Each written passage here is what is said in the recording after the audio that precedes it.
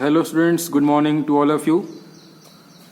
Class 7, Part 3 Civics, Chapter number 1 Democracy and Equality.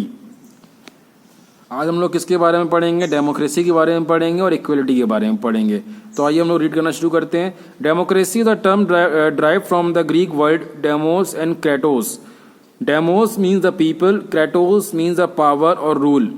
दस democracy means the power of the people. Democracy क्या है? ये दो word से बना हुआ है, डेमोस से और क्रेटोस से. ये कौन से वर्ड हैं? ग्रीक वर्ड हैं. क्रेटोस का मीनिंग क्या होता है? डेमोस का मीनिंग क्या होता है? पीपल, यानी कि आम जनता. और क्रेटोस का मीनिंग क्या होता है? पावर. तो डेमोक्रेसी का मीन क्या हो गया? पावर ऑफ द पीपल, आम जनता की पावर. तो democracy has been accepted and practised as one of the best political ideologies in one of the parts in many parts of the world. Most of the civilized countries are having democratic form of government. In a democracy, people can rule themselves through their elected representative. Democracy upholds human dignity and promote patriotism.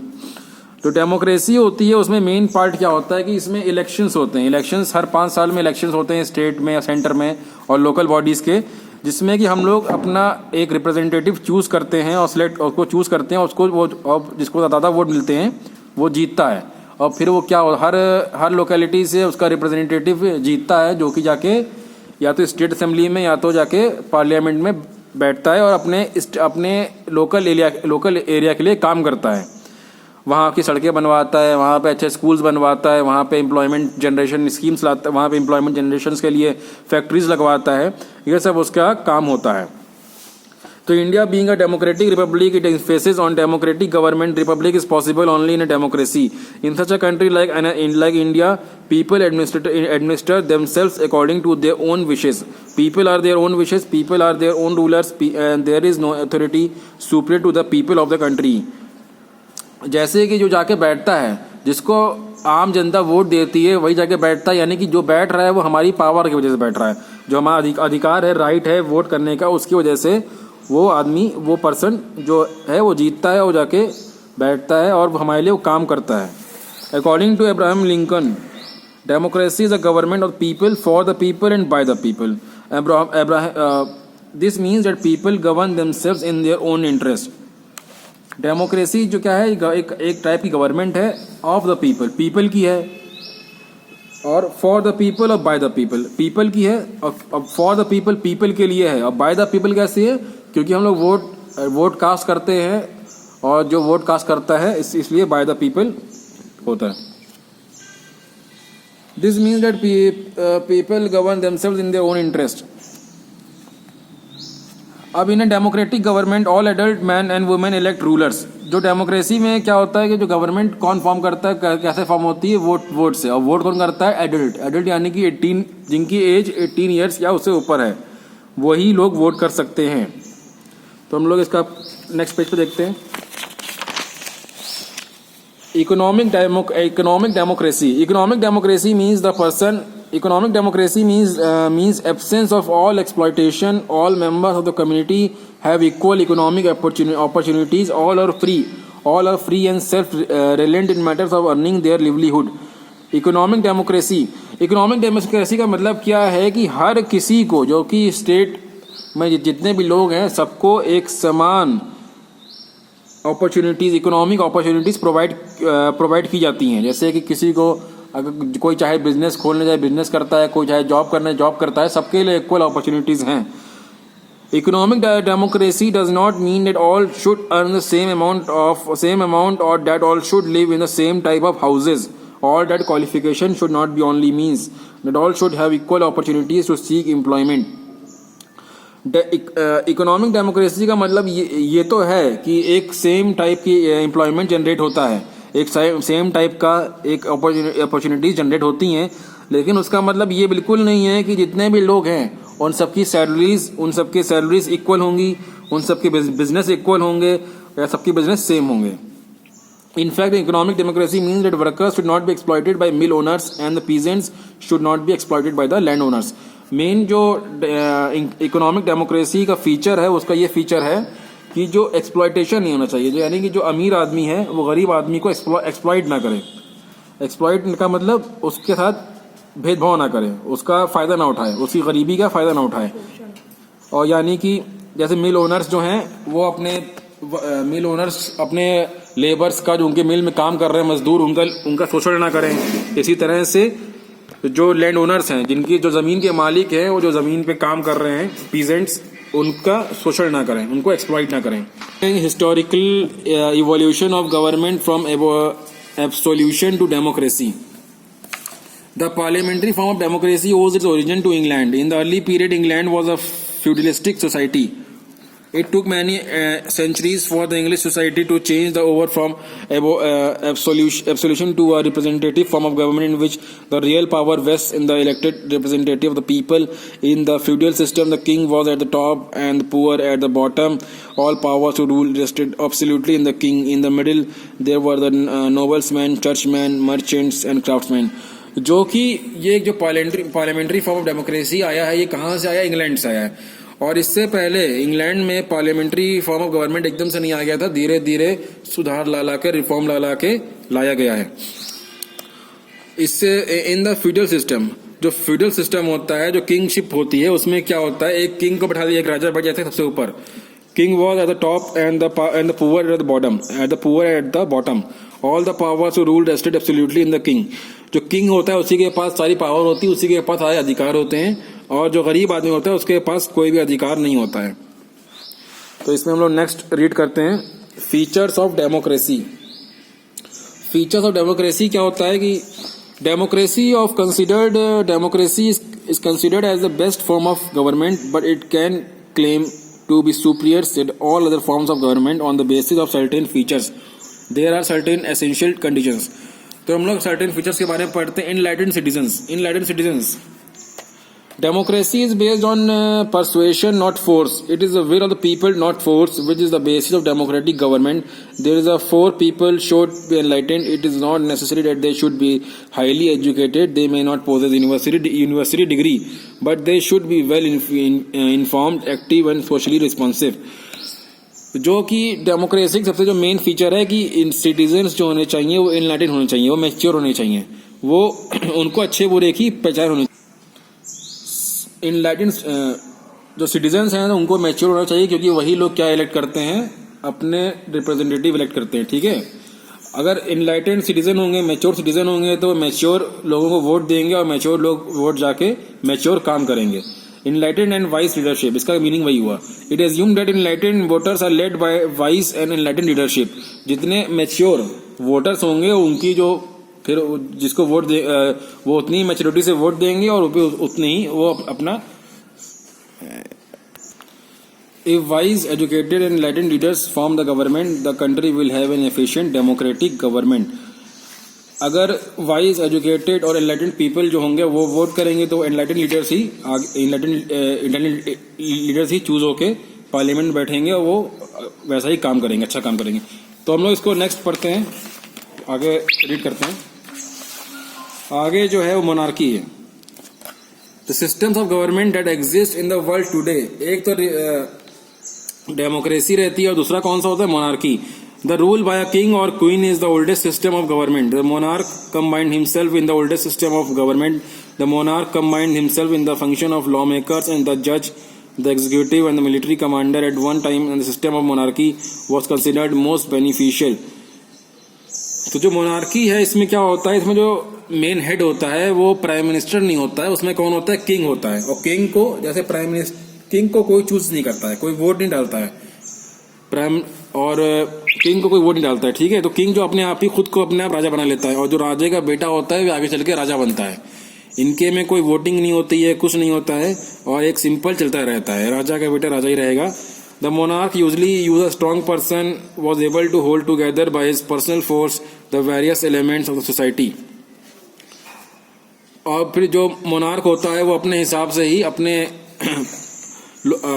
Strong person को choose करता है, जो अलग अलग portfolio में काम करते हैं। Present day monarchy is very limited nature. The powers of the monarch are strictly limited, other though a written constitution or by certain fundamental conventions. The head of the state is appointed by the hereditary but enjoy no discretion in the affairs of the government. Britain is a typical example of what is known as limited or constitutional monarchy. Under this system, the king resigns but does not rule. The king reigns but does not rule. जो main monarchy का होता है कि इसमें एक जो राजा होता है वो उसका बेटा ही राजा बनता है और उसको हटा नहीं सकता है, मतलब एक ही चलता आता है, जो एक जो राजा रहेगा उसी के बेटा राजा बनेगा. अब लोग पढ़ते हैं जो नेक्स्ट है dictatorship. It is another well known form of government. Dictators come to power by force. They remain in power as long as force can retain them. जो डिक्टेटर्स होते हैं वो किसी फोर्स के जरिए से पावर में आते हैं, आर्मी के फोर्स से या किसी और फोर्स के माध्यम से पावर में आते हैं, और वो जिनका जब तक उनका मन करता है तब तक वो अपना कंट्री जो है लीड करते हैं. डिक्टेटर अपनी कंट्री में डिक्टेट करते हैं. Answerable only to himself. During the 12th 20th century, the dictators came into the existence after the First World War. Under despair, the people of the country voted a person who had a definite program of action and promised. Germany had Hitler. Other countries were dictators emerged, included Bulgaria, Portugal, Hungary, Austria, Italy, China, Russia and Turkey. तो बहुत सारे देशों में dictatorships में ही अपने जो country है उसको लीड किया है. Democracy. It is one of the government system that become the most popular all over the world. Monarchies and even dictatorship continue to exist in some part of the world. It is, however, interesting to learn that even dictatorship claim that they have within the system several measures that are democratic in nature. Equality is based on the plea that all men are parts of the common human. As such, any discrimination on the basis of caste, class, creed, sexes, race are to be rejected. तो democracy में जो main point होता है वही होता है कि जितने भी लोग हैं वो सब बराबर हैं, चाहे कोई राजा का बेटा हो चाहे वो किसी गरीब का बेटा हो, वो सब बराबर हैं देश के लिए, और देश में रहने वाला हर एक व्यक्ति एक समान होता है. अब डेमोक्रेसी कैसे बनती है? इलेक्शंस. डेमोक्रेसी में क्या होता है? इलेक्शन होता है. तो इलेक्शन कैसे होता है? General election. The term general election is used for election that take place all over the country to fill all the seats in the legislature. Election भी एक सेंट्रल लेवल पे होता है, एक स्टेट लेवल पे होता है, उसके बाद लोकल बॉडीज पे इलेक्शन होता है. जो सेंट्रल लेवल पे होता है वो जो पूरे देश में एक साथ होता है, जो कि अभी लास्ट ईयर 2019 में हुआ था. तो in India elections are held after every 5 years. हर 5 साल के बाद एक बार इलेक्शन होता है और नई सरकार बन के आती है. To constitute a new Lok Sabha. Similarly a new legislative assembly is constituted in every state after 5 years. These election are called general elections. जिस तरह से हर 5 साल में इस सेंटर का इलेक्शन होता है, सरकारें नई बन के आती हैं, उसी तरह से हर 5-5 साल पे स्टेट का भी इलेक्शन होता है. इलेक्शन करने के लिए कौन सा मेथड यूज किया जाता है? जो पहले था वो सीक्रेट बैलेट यूज किया जाता था. सीक्रेट बैलेट आपका कुछ इस तरह होता है जिसमें आपको एक पर्ची दी रहती है और जिसमें आपका पार्टी के सिंबल होते हैं, जैसे एलिफेंट हुआ, हैंड हुआ, लोटस हुआ, स्पेक्स हुए, ट्रेन हुआ, और इसमें आपको जिसको वोट करना होता था उसके आगे आप स्टैम्प लगा देते थे. आपको स्टैम्प मिलती थी और आपको स्टैम्प मोहर लगा के आप डाल देते थे. इससे मालूम चल जाता था कि आपने किसको वोट दिया है. किनको? जो लोग कैलकुलेट करते हैं, जो लोग वोट काउंट करते हैं. लेकिन अब मॉडर्न टाइम में क्या आ गया है, जैसे जैसे इम्प्रूवमेंट हुआ और डेवलपमेंट हुआ, तो हम लोग क्या यूज करते हैं? ईवीएम. ईवीएम में क्या होता है कि ईवीएम हम लोग मोहर नहीं लगाते, जैसे इसमें मोहर लगाते थे बैलेट पेपर में. तो ईवीएम में क्या होता है? मशीन होती है, और मशीन में ठीक वैसे ही उसका नाम, जो जिस पार्टी का उम्मीदवार उसका नाम, उस पार्टी का चुनाव चिन्ह और उसके बाद बटन दिया रहता है, और हम अपने पसंद जिसको हम लोग को वोट देना होता है और उसके सामने वाला बटन हम लोग प्रेस कर देते हैं, और इस तरह से उसको वोट पहुंच जाता है. अब जो बैलेट होता है या जो वोटिंग पड़ती है हम लोग घर बैठ कर डालते नहीं है, उसको हम लोग डालने जाते हैं ना कहीं पोलिंग बूथ पे जाने. हम लोग के जो मम्मी पापा हैं जो वोट डालते हैं, ये तो है नहीं घर बैठे डाल दिया, चाय बनाई फिर वोट डाल दिया, नहीं ऐसा तो होता नहीं है. तो हम लोग जहाँ जाते हैं, जैसे आप लोग स्कूल पढ़ने आते हैं, स्कूल जहाँ हम लोग पढ़ने आते हैं वो स्कूल होता है, और जहां हम लोग वोट डालने जाते हैं उसको क्या कहते हैं? Polling booth. तो इसके बारे में हम लोग रीड कर लीजिएगा. पॉलिटिकल पॉलिटिकल पार्टीज जैसे कि अलग अलग पॉलिटिकल पार्टीज होती हैं, बीजेपी, कांग्रेस, एसपी, बीएसपी, तो इसमें आप लोग रीड करिएगा और जो आप लोगों को समझ में ना आए उसको कमेंट सेक्शन में पूछ लीजिएगा। ये आप देख सकते हैं कि अलग अलग पॉलिटिकल पार्टीज के सिंबल्स दिए हुए हैं।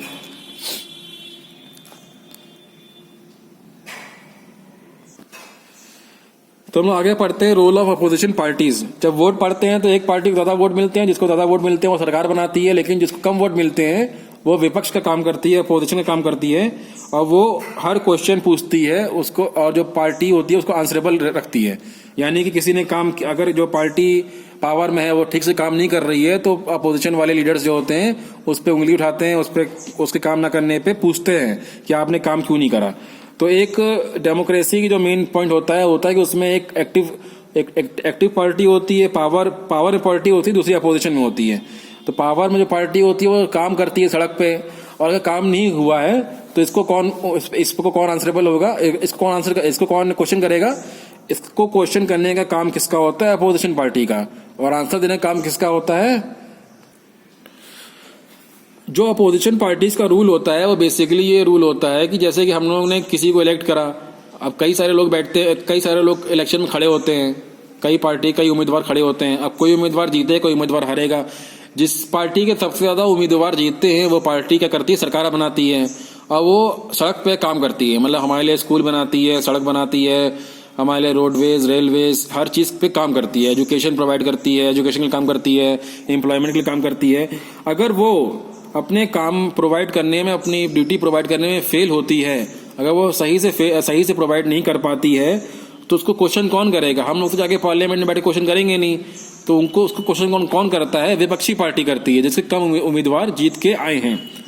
तो आप स्टूडेंट्स इसको रीड करिएगा, और जो इसमें ना समझ में आए चैप्टर में उसको कमेंट सेक्शन में पूछ सकते हैं। अब इसका गवर्नमेंट्स भी दो टाइप्स की होती हैं, एक होता है कि कोalition गवर्नमेंट और दूसरा होता है